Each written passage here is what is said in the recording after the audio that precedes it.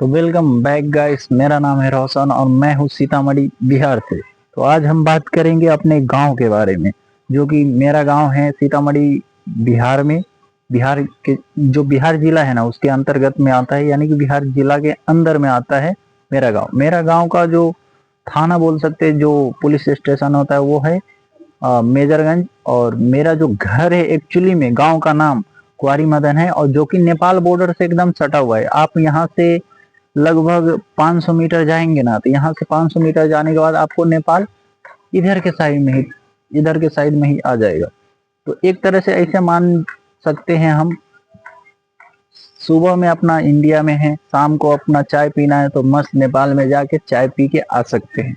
वो भी without checking, without कुछ कुछ नहीं चेक होता है। अगर आप फोर व्हीलर लेके गए तो उसका भंसार कटाना पड़ता है। फोर व्हीलर को छोड़ के अगर आप टू व्हीलर भी लेके गए तो आराम से एंट्री कर सकते हैं। वहां से बस एक एक कंडीशन रहता है, आप जा तो सकते, फ्री जा सकते, जैसा आपका दिल करे वैसा जा सकते, बट वहां से आते वक्त अगर आप हिले या फिर पी के आए हैं, ये बिहार है, बिहार में दारू बंद है। तो अगर आप वहां से नेपाल से पी के आते हैं, अगर आप नेपाल से दारू लेके आते हैं, भले वो एक बोतल ही हो या फिर एक पैकेट हो या फिर एक बोतल हो, तो अगर आप दारू लेके आते हैं या फिर दारू पी के आते हैं और पकड़े जाते हैं, बॉर्डर पे पकड़े जाते हैं, तो वहां से आपको ना बेल होगी, ना आप घर जाएंगे, वहां से डायरेक्ट आप जेल जाएंगे। और जेल जाने के बाद आराम से 3 महीने 6 महीने का सजा काट कर ही बाहर आएंगे। क्योंकि बॉर्डर पे अगर एक बार पकड़ा जाता है ना, यहाँ पे बिहार में, जैसे कि मेरा घर बॉर्डर के पास में, तो हमको पता है मेरे गांव में बहुत सारा स्मगल करता है, नेपाल से लाता है दारू, यहाँ पे महंगा करके डबल रेट पे बेच देता है। तो ये है, तो हमें पता है।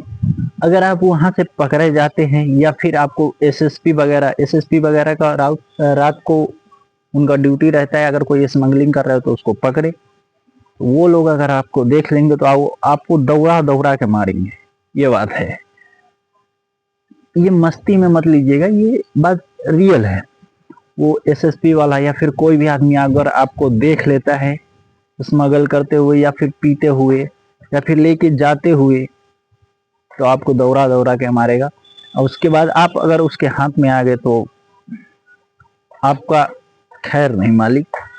तो यहाँ पे क्या है, अगर आप जा तो सकते हैं नेपाल में, बट वहां से भले आप जाके वहां पे ड्रिंक भी कर सकते हैं, सब कुछ कर सकते हैं, बट वहां पे आते वक्त बॉर्डर पे आप हिलना नहीं है आपको। अगर आप हिल गए, हिले, या फिर आपके पास से दारू का एक छोटा सा कतरा भी मिला, तो आप डायरेक्ट जेल में जाएंगे। तो बिहार में ऐसा है ना, सिर्फ बॉर्डर पे ही चेक किया जाता है, ये अंदर में नहीं चेक किया जाता है। बिहार के अंदर में जो शराब बिक रहा है नहीं बिक रहा है, क्या हो रहा है क्या नहीं हो रहा है अंदर में, ये सब कोई नहीं चेक करता है। तो अंदर में देखो, नेपाल है बाजू में, बॉर्डर भी है बाजू में, यहाँ पे एसएसपी वगैरह रहता है, कैंप है, फौजी वगैरह रहता है। तो वो सब के होते हुए भी हम मेरे गांव में दारू आता है। मेरे ही गांव में नहीं, पूरा बिहार में दारू आता है। सिर्फ बोलने के लिए दारू बंद है, लेकिन स्मगल करके बेचने में डबल प्रॉफिट करता है वो लोग। और ऊपर से इससे हमारी बिहार का जो इकोनॉमी है, इसमें भी ग्रोथ नहीं हो रही है। वैसे में भी दारू बंद सिर्फ नाम के लिए है, नाम के लिए सब कुछ है, दारू सब बिक रहा है। तो इससे बढ़िया सरकार को अगर बोला जाए तो दारू खोलने में ही फायदा है। दारू खोलने से क्या फायदा रहेगा, एक बिहार का जो इकोनॉमी है ना, वो बूस्ट हो जाएगा।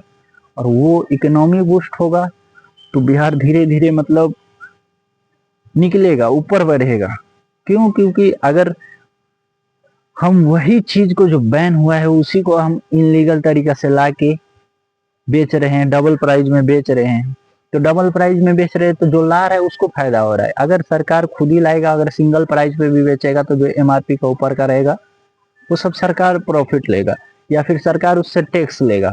तो इसके हिसाब से दारू बंद करना अच्छा नहीं है। बंद करने के बाद ही मिल रहा है तो मतलब कोई फायदा नहीं है आपका दारू बंद करने से। तो मिलते हैं नेक्स्ट वीडियो में, तब तक के लिए धन्यवाद, और सब्सक्राइब जरूर से करना।